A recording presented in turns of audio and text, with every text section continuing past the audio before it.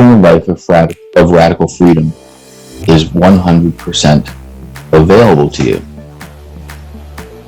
But we have to acknowledge that freedom starts with being free from our own thoughts.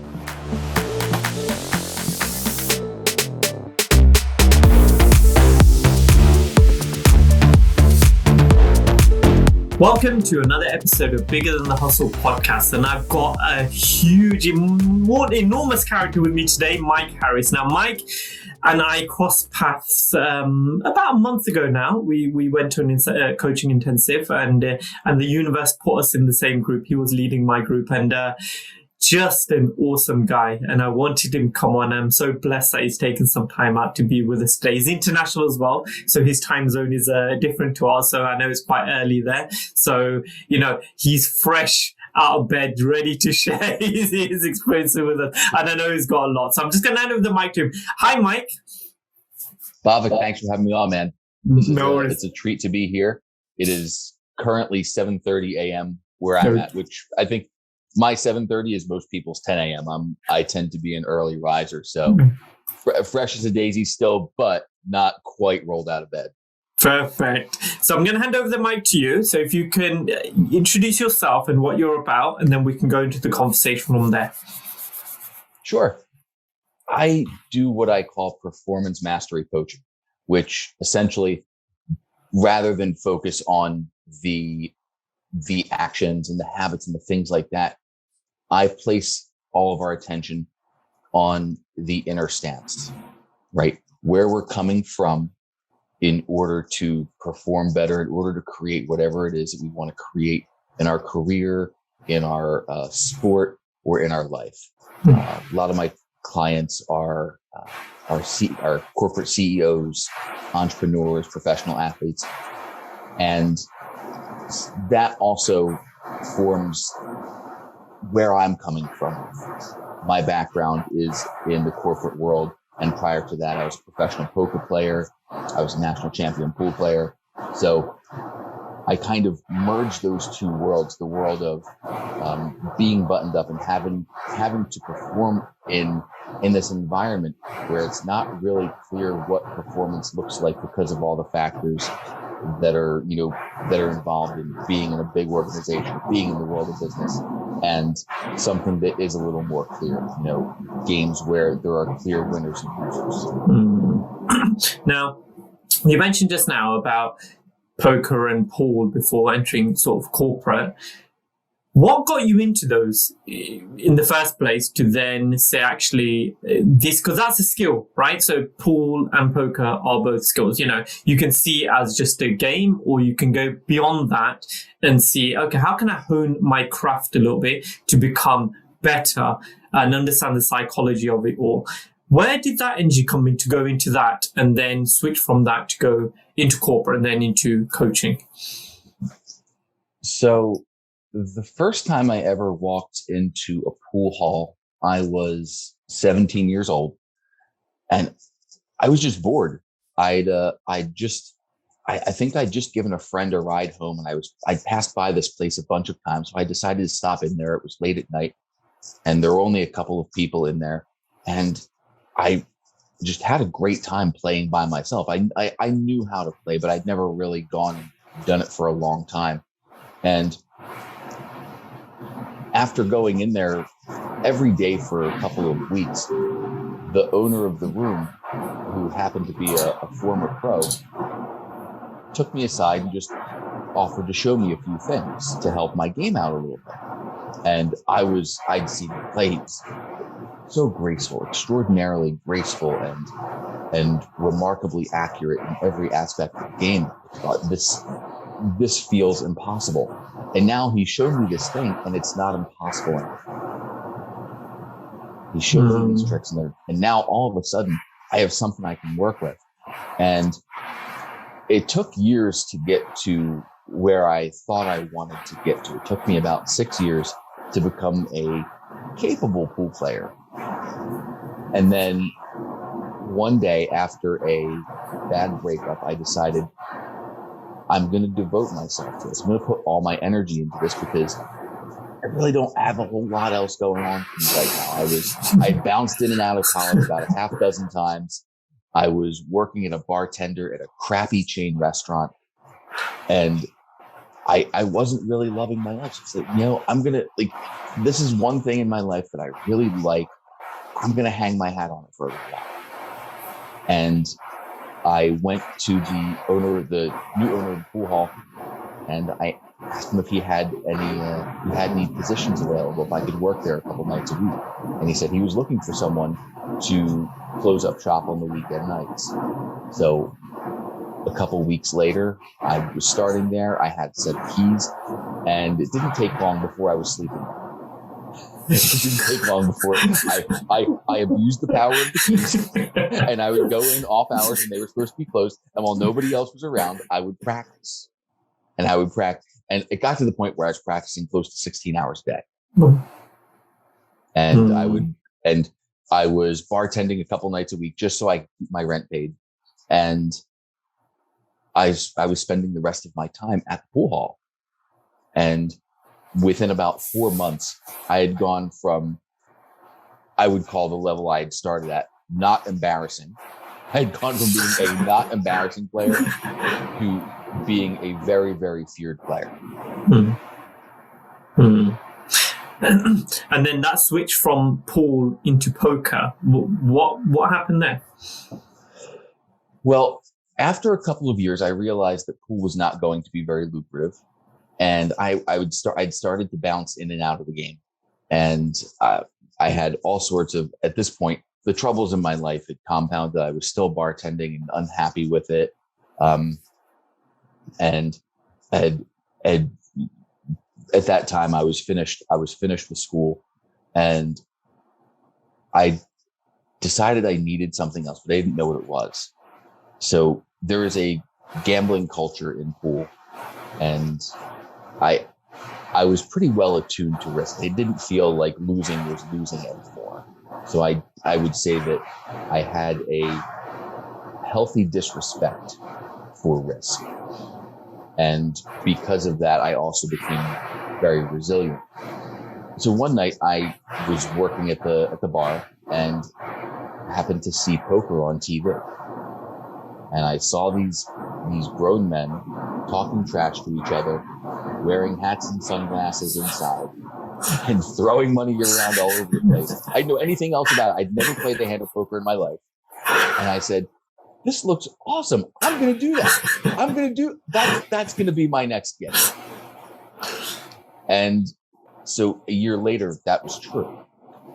I went from having never played a hand of poker in my life to being an earning professional. And it was the first time in my life that I'd actually earned a good living. Now, in between those two, I lost a lot. Not in the sense I lost a lot of money, but I spent a lot of time losing. I think I went broke 11 times in the first year. But I kept coming back. That sort of frames out what resilience looks like. Is that risk and resilience are a perfect mirror for commitment. Yes. If you lose and you're going to quit, then the risk is high and your resilience is probably pretty low if you're going to walk away after you get knocked down. But that I was ready to keep coming back over and over again. When I lost, it didn't feel like there was a big risk because I knew I'd be back. It was just a matter of how soon. And then resilience, if I'm getting up and I'm getting right up, that's resilience. Yeah.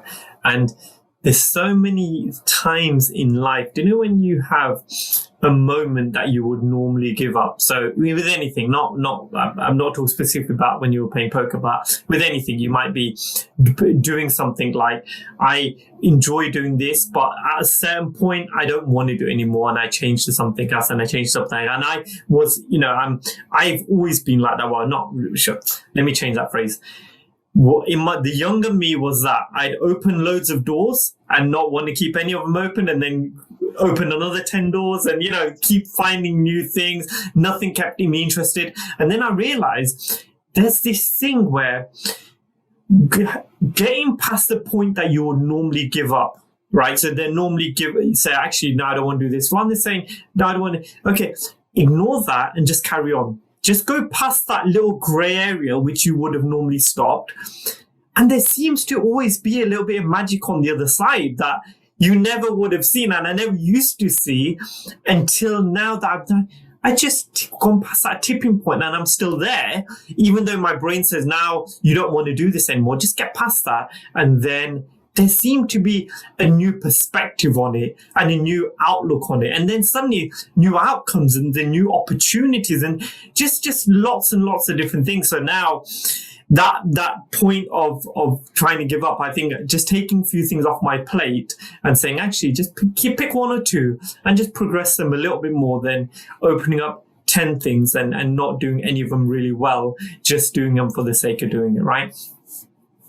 Right. But there's value in doing the 10 things too. Yeah, there is. Because you find out really quickly where you want to quit and where you want to stick it out. Yeah, it's true. I do the same thing, just with the intention of I'm okay with dropping them. I've no pride about that whatsoever. It's more a matter of, okay, let me see what it is where I get to the point that I want to quit and I keep going. That tells me something. Yeah. 100%. Now, with your coaching, so what was it that then, with all the experience that you've had through the different things you did, where did coaching come into this and why was it that route that you decided to pursue? So coaching, oddly enough, was always a part of the culture in everything I did. As a pool player, I received mentorship and I ended up mentoring a few players down the road. The same thing in poker. After I was making a living, I took on a few students, and all those experiences I found incredibly rewarding. When I went into the corporate world, coaching was ingrained in the culture of the companies that I worked for.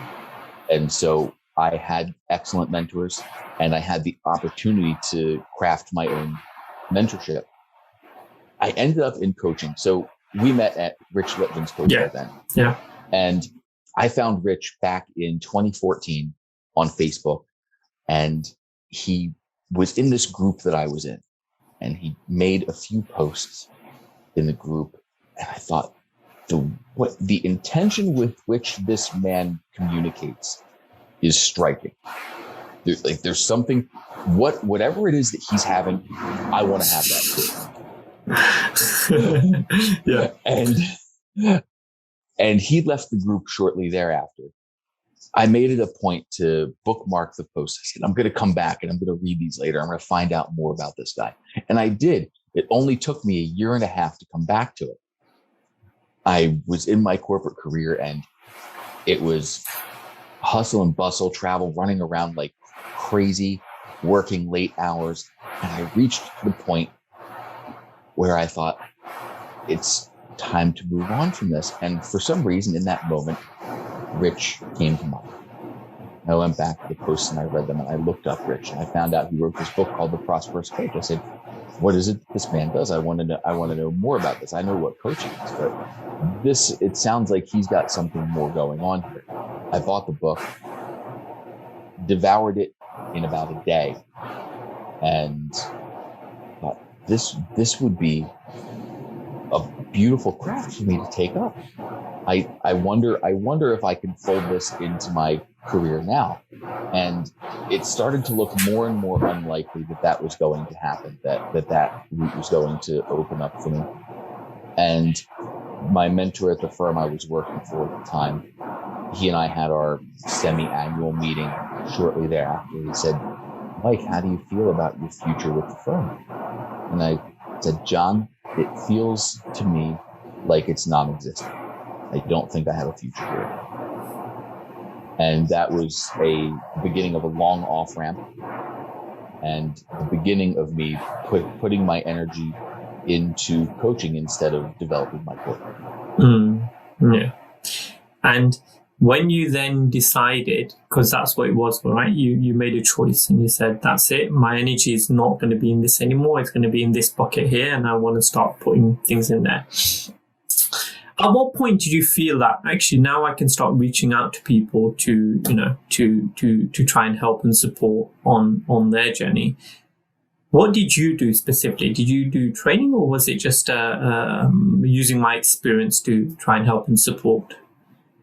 It was more of a using my experience to help and support people. I did, before I took on a paid client, I would guesstimate that I did about 300 to 400 conversations pro bono. I didn't wait to start reaching out to have conversations with people. I just started. I didn't know any better. Mike, knowing you, that just exactly sounds like what you would do. Well, yeah. The funny thing is that's how I tend to do things. I tend to make a lot of mistakes and figure them out on my own. And there are still, 7 years into this, there are still parts of what I do that I probably am taking for granted that I don't even see yet. There are things that I do that other coaches don't, that I haven't really thought to capture because I take them for granted because they're so ingrained in how I've learned to operate over the years. And you said you work with different types of people, so like CEOs, athletes, etc., whoever it is that comes to you. What is it that interests you about this audience that you serve? And how is it that tapping into that mindset that they've reached that point where they may want to progress further than where they are, or they may be stuck and they want to become unstuck, or whichever way it is.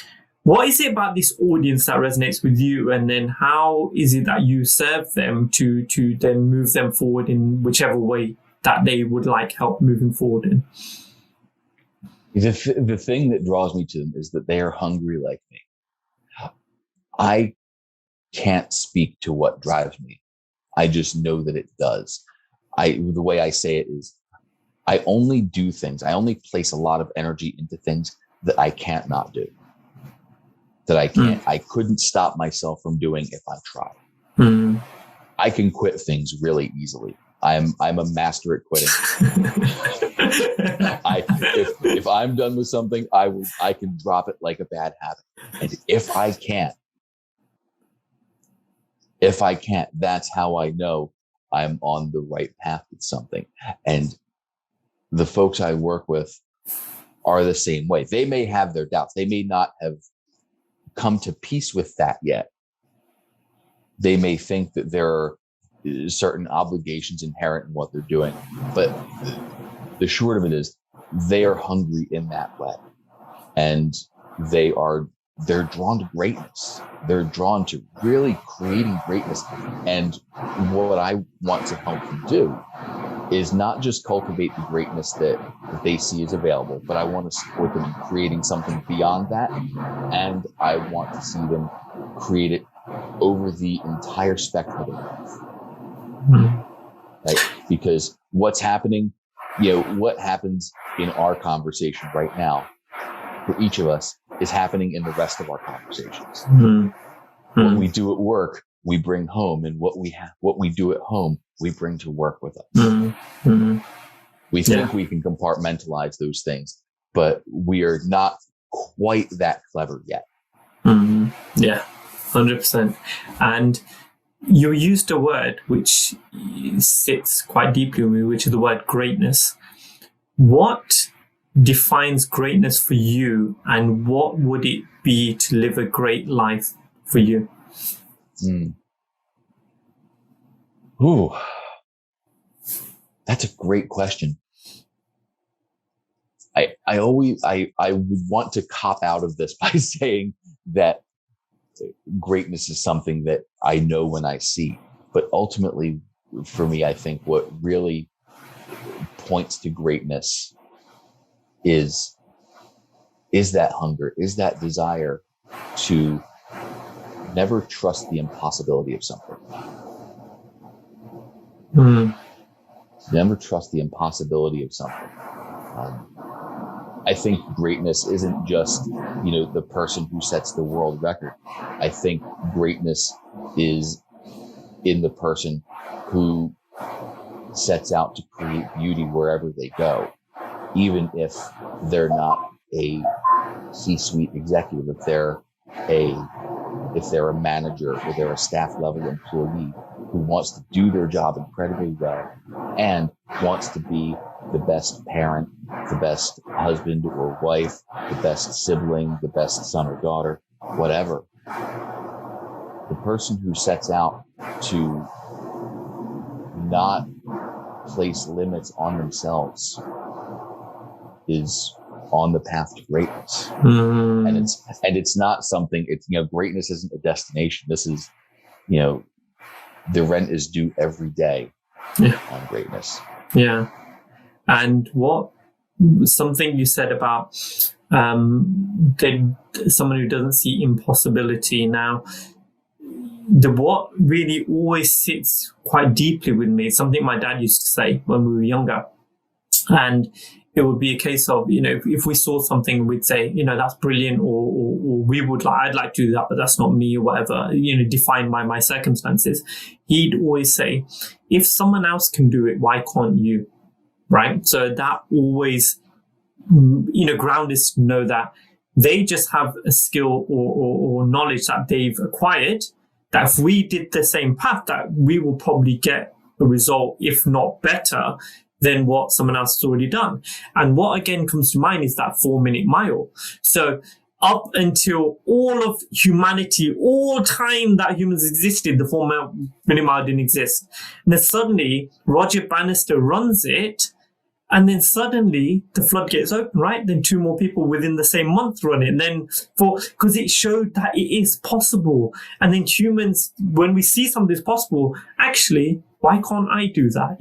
And I love that story just for that, to show as humanity how we have, fortunately or unfortunately for all the other species on the planet, come to dominate this planet. Because we're not the smartest, we're not the strongest, we're not the most intelligent, but we can survive together, we do things together, we speak, and the way our brains have developed, it's allowed us to be here still, and that is it's so, I don't know, it's that when you think of the enormity of the universe, like your brain has to stop thinking at some point, because I don't know where this goes, I don't know what it is, and how it happens, but all I know is that we're just a little speck that's sitting here and we are creating what we create. And I think it's so humbling to be in that position where, even though we believe that all our worlds or all our thoughts and processes are so big,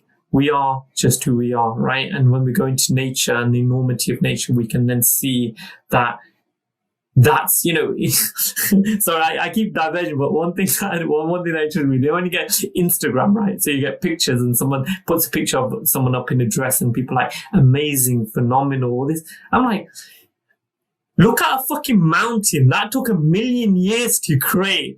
That's what you call amazing, man. Not this picture of you in a dress. Come on, man. Let's use the words correctly, right? So yeah. So I diverged there, but yeah, that's the muddiness of my messiness of thinking right now. Well, yeah, but it points to something that is that's foundational to this, right? Because the way you've said it, greatness is a stance that we take. Greatness is a stance. It's not circumstantial. It's not. It's simply the way. It's the place from which we approach whatever it is we're doing. Like the outcome. We laud the outcomes, right? We want to see the final result of something, and we want to go on Instagram and say, beautiful, amazing, I'm so inspired. But it's what's happening on the way there that's beautiful. I've started running.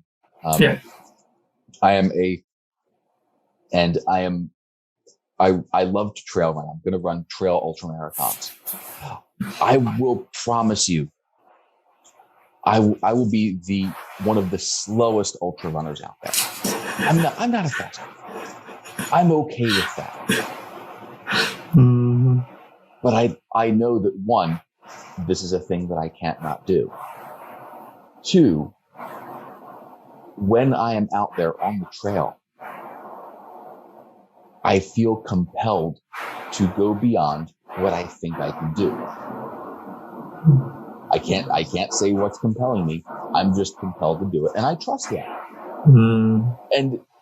And ultimately, for me, whatever the outcome is, even if I don't finish, even if I don't make time, or I injure myself and end up not being able to finish, I'm okay with that too, as long as I'm showing up from the stance that I am here to run the absolute best race that this body's going to run.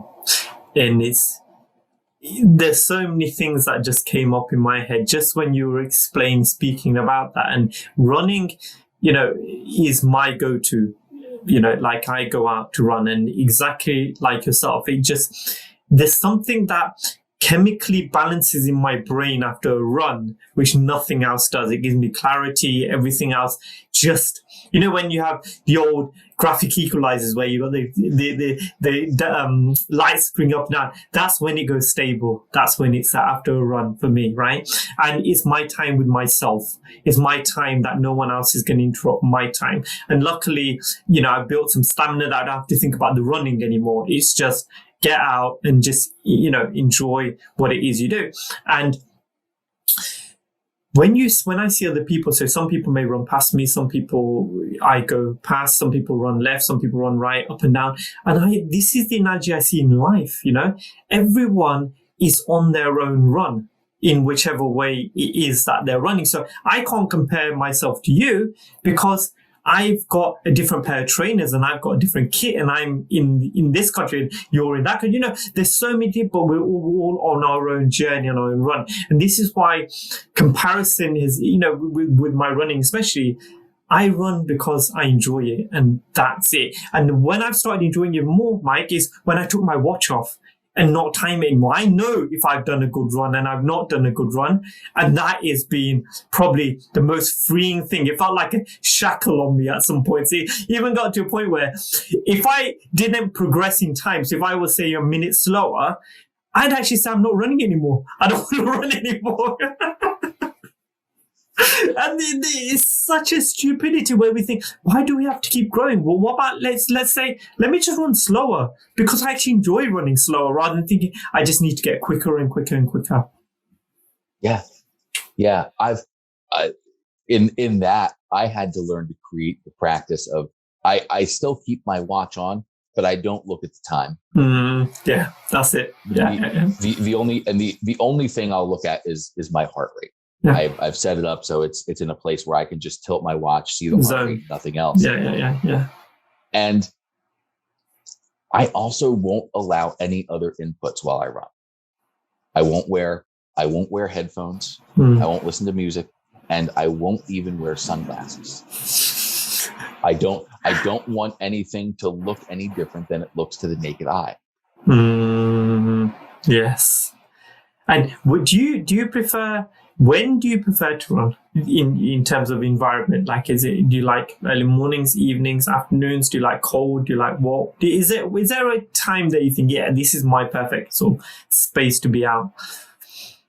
I prefer spring and autumn weather, and I live on the East Coast of the US. Okay. So right now, this time of year is hot and humid. So I prefer this time of year running early in the morning.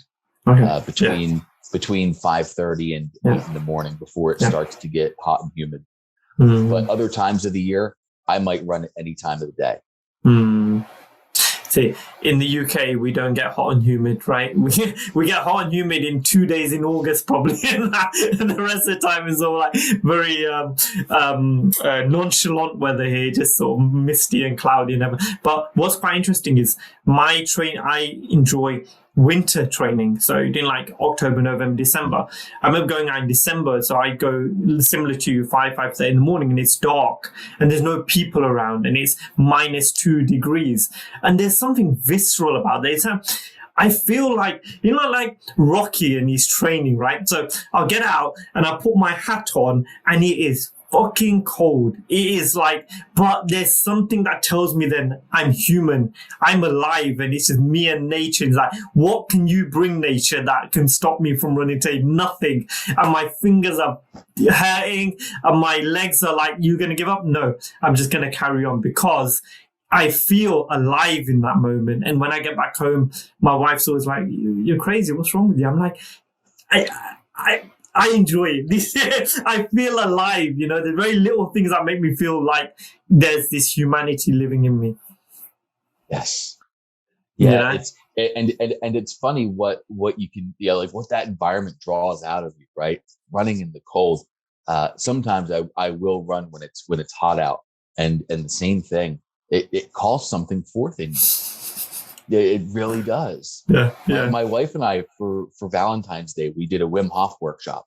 Okay. And you want to talk about feeling alive? Is we spent an hour doing the breath. Yeah. We spent an hour doing this intense breath work, and then we went in the middle of February, New Jersey. It was below freezing that day.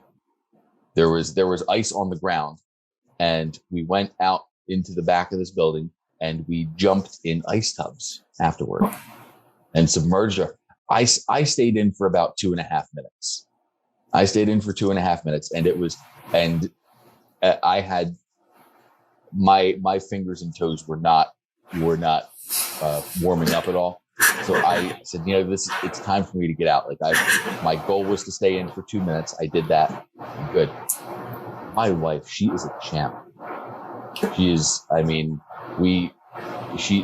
she said, I feel more alive in here than ever. I said, I get that. I wish my fingers weren't freezing, but she's like, hey, can someone bring me a newspaper? I'm going to sit in here for a while. I think she stayed in for like 6 minutes.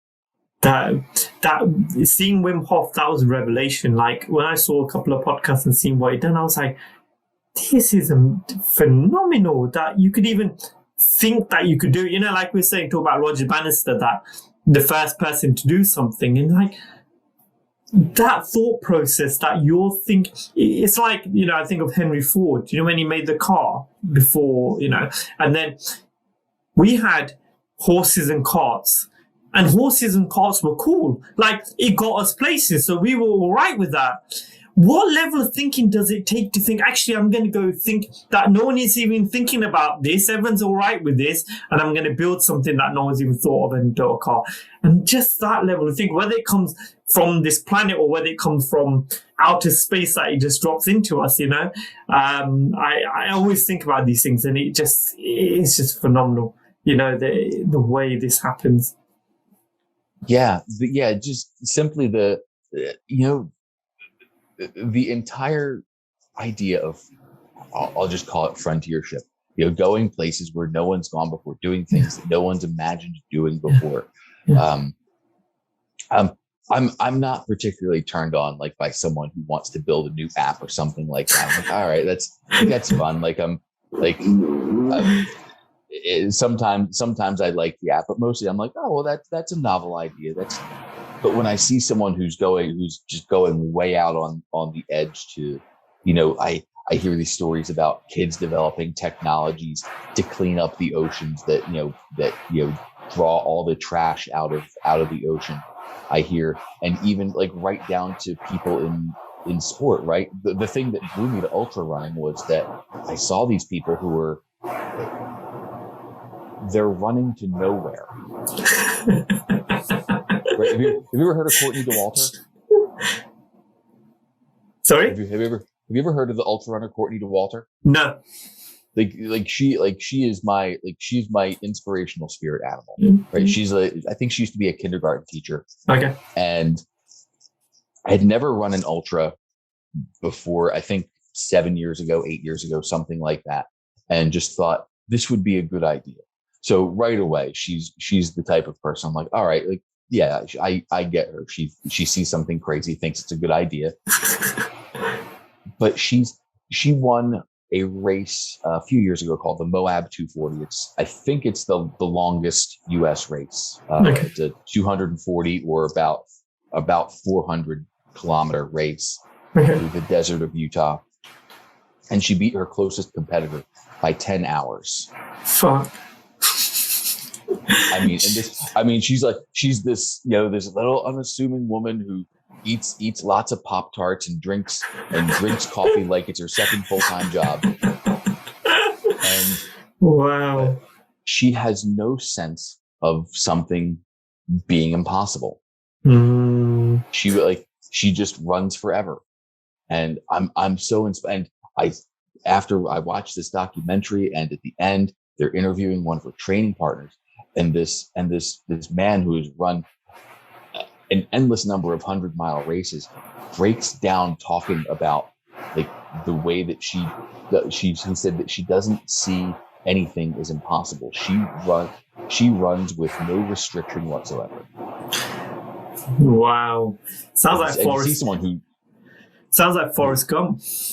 Yeah, a little bit. People who are willing to go that far, I'm incredibly inspired by it. Yeah. And it just stretches the possibilities of humanity, doesn't it? Are we only starting to understand what is possible? We're living in an age of information now, right? So we have access to so much information now. The question is converting that information to wisdom. How much can we? There's no point reading anymore. Let's just use the information that we have to make better choices and decisions in our life, right? And it's that thing of let's shift from shelf development to self development. Create something within our lives that serve and help us with the people around us. Now, Mike, there's just a couple of questions I'd like to ask you that I ask all my guests. Now, we're going to fast forward 100 years into the future, right? So we're now we're sitting, lying down, wherever you want to be, in which space you want to be. You're at the last moments of your life. Now, you don't have enough energy to speak, but you have enough energy to write down 3 words. Now, these 3 words have resonated with you all your life, and you hope by sharing them, it can help the people that are listening today. What would those 3 words be for you, and why?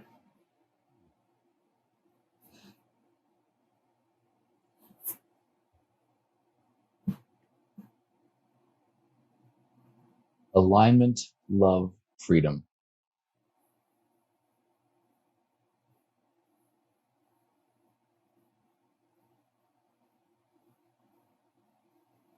And if you can explain the gravitas of each word for you in your life. Sure.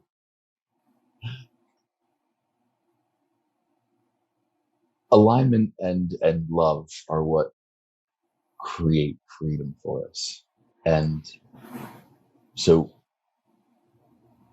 when I say alignment, I mean being in a way and living your life in a way and doing things that are in alignment with who you are, with what's important to you at your core.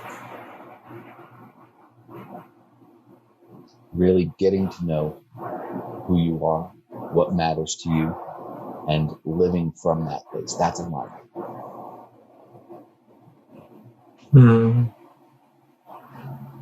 Love, because to me, the opposite of love is resistance. And there's a great line I heard years ago from Byron Katie, which completely changed how I see so much of the world. It's from her book, 1,000 Names of Joy. And the phrase was arguing with reality. The phrase she used was arguing with reality. And that's the opposite of love. That's the opposite of loving where we're at and the choice that we have. So love for me, rather than, being a statement or being needing something to be a way or needing ourselves to be a certain way in order to navigate something. Loving it is simply accepting it as it is and accepting the choice that we have from wherever we stand. Mm-hmm. Yeah, 100%. Yes. And freedom is a stance that is built on the foundation of those two things. Mm. Yeah. Freedom is not something that occurs outside of us. Freedom is what we do with the choice that we have at a given moment. And freedom is a choice we make as well, isn't it? It's a choice. Perfect. Yes, we have the choice to create that stance for ourselves. Perfect. Thank you for sharing those, Mike. And this podcast is called Bigger Than the Hustle, and right now you're bigger than the world. So I've got a microphone and I've hooked it up to 7.58 billion people on this planet. They can all hear you. They're all listening. They're all conscious. They're all awake. There's no language barrier, and they're eager to hear what you've got to say. If you can share a message for the world for the next 30 seconds, what would your message be?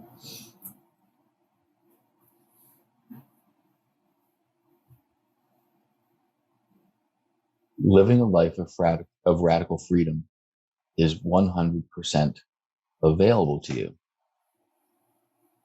But we have to acknowledge that freedom starts with being free from our own thoughts. Freedom starts with being free from our own thoughts. And once you are free from your own thoughts, you can begin to create for yourself those foundations, that love and that alignment that give rise to freedom, to acknowledging that I have a choice in every moment once I stop arguing with what is present before me. And I feel that, and I know that's not just your truth, but it's a truth that we, even I fall victim to this, where sometimes you follow your thoughts and you make them true, where you believe that's the truth, when rather it's just an energy that's fleeting, and it's our choice whether we choose to follow it, let it go, or make it define us with wherever we are. And the thing I think of letting go of the thought and living with your silence, with your truth, whatever that is for you, within you, and not being apologetic for anything apart from because you know why you're doing what you're doing. It's like where I see a lot of people struggling, especially with information, with news, with social media, etc., is that getting pulled about so much, like I read this and now I want to do this and go to this. But, you as a person there's something that makes you tick, like you've said earlier in the podcast, there's something that makes you tick. There's some truth within you and it's tapping into that truth. And a lot of time that happens in silence when we quiet out all that noise around us, right? So, Mike, at this junction, I'd really like to thank you. First of all, thank you to the universe for bringing us into each other's paths. Thank you for the way you've turned up in my life and the way, you've just become someone that I do look up to and someone that just lives your life with your truth, whatever that is for you in that moment. I know I'm learning so much just from being in your company, and thank you for the way you share. Thank you for the words you use and the way you explain things. I think it's a really nice way of doing things, but also you live with the moment. You live in the moment of what's good for you. And I think as human beings, we can all learn of that. So thank you so much, Mike. Just before we go, is there anything else you'd like to say? Bhavik, thank you so much for that acknowledgement. I'm so moved by that. And thank you for being a part of my life, being such a positive, loving presence. I always feel every time I hear from you that you're just radiating love and joy. And it means so much to have the opportunity to be in the presence of a man like you. And I only mirror back what I feel as well. So that comes from you, and it goes two ways. And even though we are continents apart and we've got a screen in front of us, I understand the closeness of us as human beings, irrespective. It's the symbiotic system of humanity on this planet. We are just so close, but it's so many things that try and separate us. But we have to just hold that truth that there's more. We have more in common than we do have that is separating us. So thank you again, Mike. Thank you for being with me on this journey. And unfortunately for you, unfortunate for me, I think we're going to know each other for a while. So I'm sure we're going to have a lot more conversations on this. Yes, so, you will, my friend. Yes. Now, this is Bigger Than the Hustle. I'm Bhavik Patel, your host. I just want to leave you with a few thoughts before we go. Big energy leads to big thoughts. Bigger thoughts lead to big ideas. Big ideas lead to big actions. And big actions lead to a big life. So keep thinking big. Until next week, goodbye.